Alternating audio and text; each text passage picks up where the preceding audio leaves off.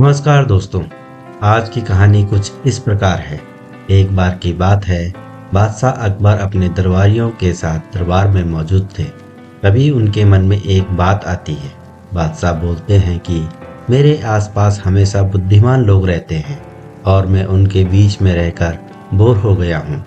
मैंने फैसला किया है कि मुझे कुछ मूर्ख व्यक्तियों से मिलना चाहिए।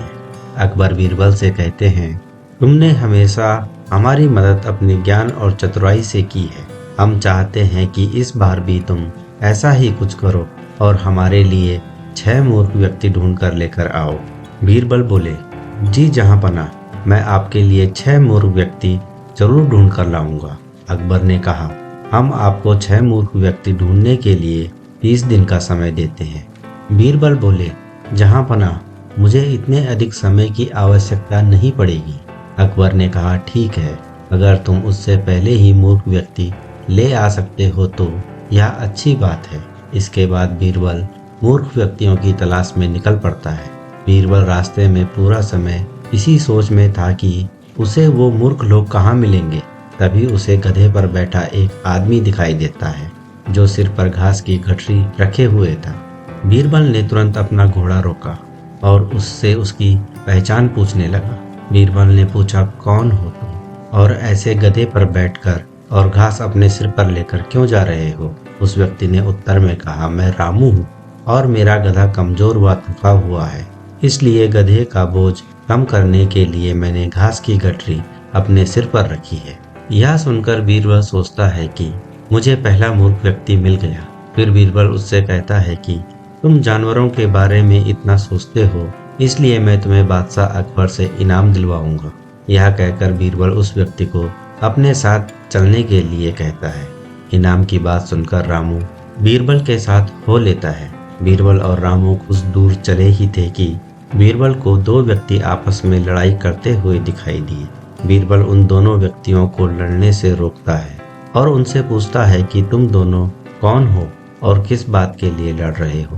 पहला व्यक्ति बोला, जनाब, मेरा नाम चंगू है। और दूसरा व्यक्ति कहता है, मेरा नाम मंगू है। मंगू बोला, जनाब, मुझे चंगू कहता है कि इसके पास शेर है जिसे वो मेरी गाय के शिकार के लिए छोड़ेगा। चंगू ने कहा, हाँ, मैं ऐसा ही करूँगा और मुझे बहुत मजा भी आने वाला है। बीरबल ने पूछा, कहाँ है तुम लोगों की गाय और शेर? मंगू ने उत्तर दिया, जनाब, जब भगवान हमें वरदान देने आएंगे तो मैं उनसे गाय मांगूंगा और चंगू शेर मांगेगा जिसे यह मेरी गाय पर छोड़ने की बात कर रहा है। बीरबल ने कहा, अच्छा, तो यह बात है। उनकी बातें सुनकर बीरबल समझ गया कि उन्हें 2 और मूर्ख व्यक्ति मिल गए हैं। बीरबल इनाम की बात कहकर उन्हें भी अपने साथ ले लेता है। उन तीनों को लेकर बीरबल अपने घर पहुंचता है और फिर सोचने लगता है कि बाकी के मूर्ख व्यक्ति कहाँ से ढूंढ कर लाऊं। बीरबल उन 3 मूर्खों को अपने घर में ही रहने के लिए कहकर बाहर चला जाता है। जब बीरबल और मूर्ख लोगों को ढूंढने के लिए बाहर आता है तो उसे एक व्यक्ति दिखाई देता है जो कुछ ढूंढता रहता है। बीरबल उसके पास जाकर पूछता है कि आप क्या ढूंढ रहे हो? वह व्यक्ति बोलता है, जनाब, मेरी अंगूठी कहीं गिर गई है जिसे मैं काफी समय से खोज रहा हूँ, लेकिन मुझे नहीं मिल रही है। बीरबल ने पूछा, क्या आपको पता है कि आपकी अंगूठी कहाँ गिरी थी? वह व्यक्ति बोला, दरअसल मेरी अंगूठी यहाँ से दूर उस पेड़ के पास गिरी थी, लेकिन वहाँ अंधेरा होने के कारण मैं यहाँ उसे ढूंढ रहा हूँ। बीरबल ने कहा, अच्छा, यह बात है। आप कल हमारे साथ बादशाह के दरबार में चलो। मैं बादशाह अकबर से आपको दूसरी अंगूठी देने के लिए कहूँगा। वह व्यक्ति खुश होकर बोला, अच्छा, ठीक है। अगले दिन सुबह बीरबल दरबार में उन 4 मूर्खों को लेकर पहुँचता है। बीरबल बादशाह अकबर से कहता है, मैं आपके कहे अनुसार मूर्ख व्यक्तियों को ढूंढ कर ले आया हूँ। अकबर बीरबल से कहते हैं, तुमने तो एक ही दिन में मूर्ख व्यक्ति ढूंढ लिए। क्या हमारे राज्य में मूर्खों की संख्या अधिक है और तुम यकीन के साथ कैसे कह सकते हो कि ये व्यक्ति मूर्ख हैं? बीरबल ने बादशाह से सारी बातें बताई। फिर अकबर कहते हैं कि ये तो केवल 4 ही लोग हैं, बाकी के 2 मूर्ख कहाँ हैं? बीरबल अकबर से कहते हैं, जहाँ पना यहाँ पर 6 मूर्ख व्यक्ति हैं। अकबर ने पूछा, यहाँ कहाँ है और कौन है, हमें भी बताओ। बीरबल ने उत्तर दिया, जहाँ पना एक तो मैं स्वयं हूँ अकबर ने पूछा, तुम मूर्ख कैसे हुए? बीरबल ने उत्तर दिया, मैं इसलिए मूर्ख हूँ क्योंकि मैं इन मूर्खों को खोज कर लाया।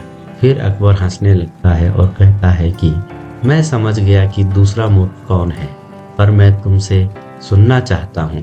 बीरबल बोले, दूसरे आप हैं जहाँपनाह, जो आपने मुझे मूर्ख व्यक्तियों को लाने के लिए कहा।